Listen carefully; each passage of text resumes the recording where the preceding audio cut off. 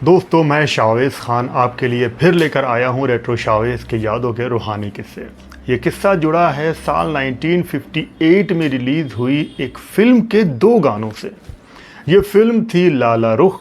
इसको डायरेक्ट किया था अख्तर सिराज ने। प्रोड्यूस किया था हिंदुस्तान की बहुत ही जानी मानी अदीबा और बहुत बड़ी लेखिका इस्मत चुगताई ने।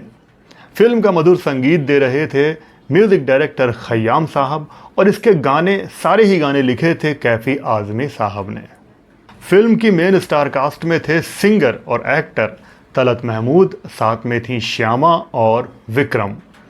जैसा कि फिल्म के हीरो तलत महमूद साहब थे तो उन पर फिल्माए हुए सारे ही गाने खुद तलत साहब ने ही गाए थे और उनका साथ दिया था सिंगर आशा भोसले जी ने। लेकिन फिल्म का एक गाना जो कि तलत महमूद पर नहीं फिल्माया गया था वो गाया था हिंदी सिनेमा के लेजेंड सिंगर मोहम्मद रफ़ी साहब ने। फिल्म लाला रुख के सभी ही गाने काफ़ी पसंद किए गए थे। तलत साहब का गाया हुआ ये गीत एक थी शहज़ादी बड़ी खूबसूरत, थी एक शहज़ादी बड़ी खूबसूरत, ये गीत भी लोगों ने काफ़ी पसंद किया था। लेकिन जब फिल्म के गीतों पर, इसके म्यूज़िक पर काम चल रहा था तब लिरिक राइटर कैफ़ी आज़मी जी ने फिल्म के दो गाने लिख दिए थे और ये गाने जब फिल्म की प्रोड्यूसर इस्मत चुगताई को सुनाए गए, जब उन्होंने इन गीतों को सुना तो उनको ये दोनों गाने पसंद ही नहीं आए।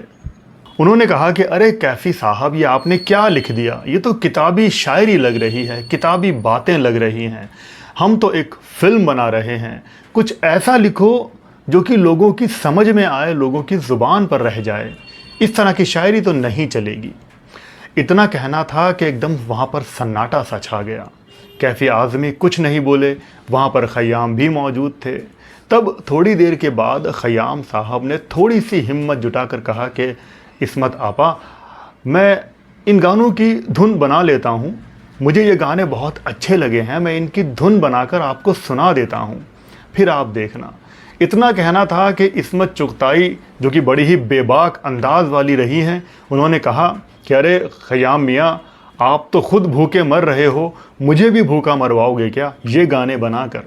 ये गाने नहीं चलने वाले, छोड़ो खयाम मियाँ, रहने दो। उसके बाद फिर एक बार सन्नाटा सा हो गया, लेकिन फिर खयाम साहब ने कहा कि इस्मत आपा, मैं ये गाने बना लेता हूँ, अगर आपको पसंद नहीं आएंगे तो मैं इनको हटा दूंगा, आप एक बार इनको सुन लेना। उसके बाद इस्मत चुगताई ने कहा कि चलो ठीक है, बनाओ, कितने दिन लगेंगे? खयाम ने कहा कि 8-10 दिन में मैं ये दोनों गाने कंपोज कर लूँगा। तब इस्मत चुगताई ने कहा कि चलो ठीक है, बनाओ। इस्मत चुगताई को जगत आपा भी कहा जाता था क्योंकि उनका एक बड़ा नाम था, उनकी एक बहुत बड़ी कंपनी थी। और उसके बाद खयाम इन दोनों गीतों पर लग गए। पहला गाना जो लिखा था कैफ़ी आज़मी ने, उसके बोल थे, प्यास कुछ और भी भड़का दी झलक दिखला के, तुमको पर्दा रुखे रोशन से हटाना होगा। प्यास कुछ और भी भड़का दी झलक दिखला, तुझको पर्दा रुखे रोशन से हटाना हो। ये गीत फिल्म में तलत महमूद साहब और आशा भोसले जी ने गाया है। इस गाने की धुन खयाम साहब ने बड़ी ही मधुर और मीठी सी बना दी। उसके बाद बारी आई दूसरे गाने की और ये गाना गाया था फिल्म में मोहम्मद रफ़ी साहब ने।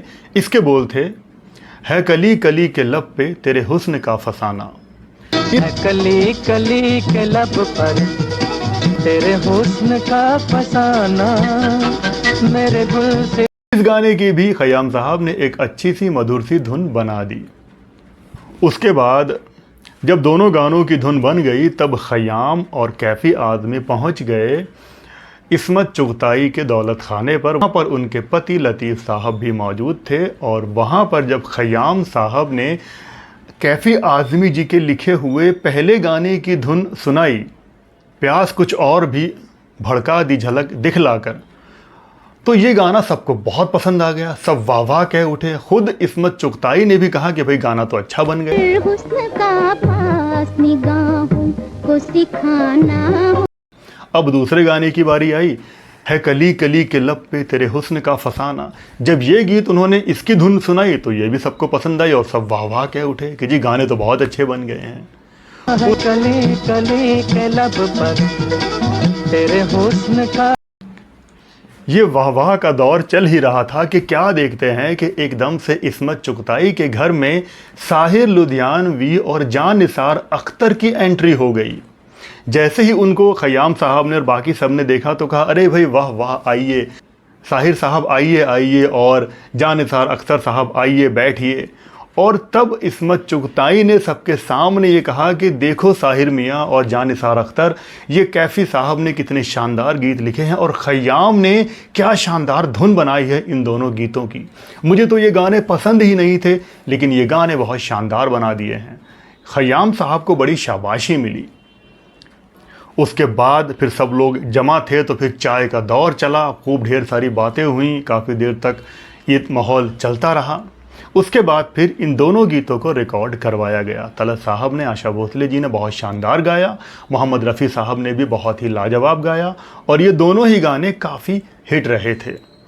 फिल्म के हिट गानों में ये दोनों गाने ज़्यादा पॉपुलर रहे थे। तो ये किस्सा खुद खयाम साहब ने ही अपने एक इंटरव्यू में बयान किया था। मुझे लगा ये बात आपसे शेयर करनी चाहिए, पुरानी यादों को ज़िंदा करना चाहिए। तो आप मुझे ये कमेंट करके ज़रूर बताना कि फ़िल्म लाला रुख का आपको कौन सा गीत पसंद है। तो आज की वीडियो में बस इतना ही। वीडियो पसंद आया हो तो लाइक कर देना, चैनल पे नए हो तो सब्सक्राइब कर लेना। आप लोग अपना बहुत बहुत ख्याल रखें और देखते रहें रेट्रो शावेज। जय भारत, जय हिंद।